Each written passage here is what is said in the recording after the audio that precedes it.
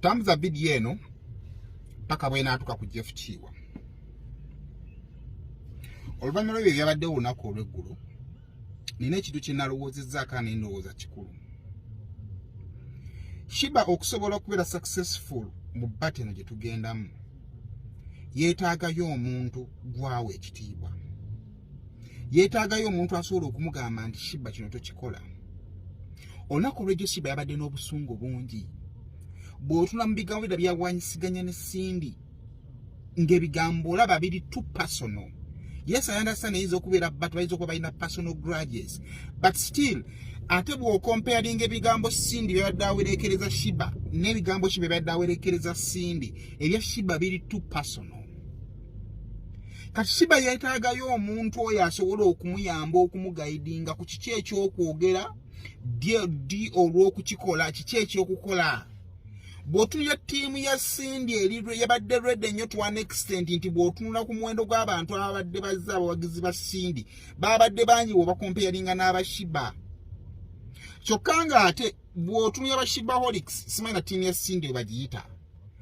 Ttiimu ya Shibaholics bangi nnyo, sigamba nti Shiba yasinga bwagizi, naye ngamba aba Shibaholics abali mu ttiimu ya Shiba bangi bw'obakompeyaringa n'abo aba Cindy kuba bayinza okuba tebalina organized.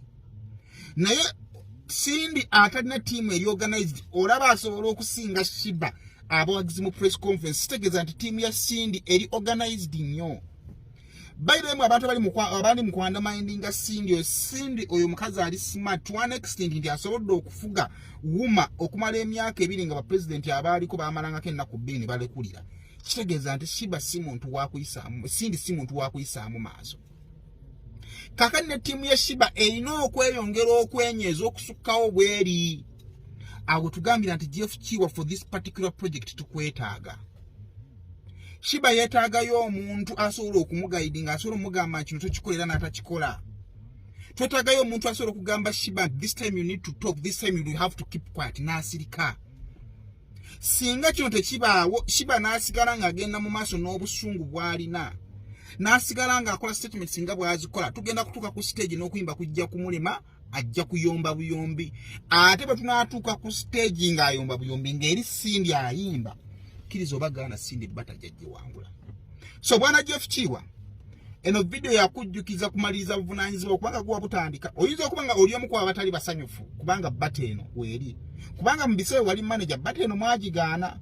So osobola okuba nga oli munyiivu, naye kati twagala tukkirize nti kati bbat weeri. There is work to be done. Enyimba muyimbi azirina kye yeetaaga kumuyamba ku recovering psychological, asobole okwenganga opponent we nga naye ali mu position yemu n'opponent we.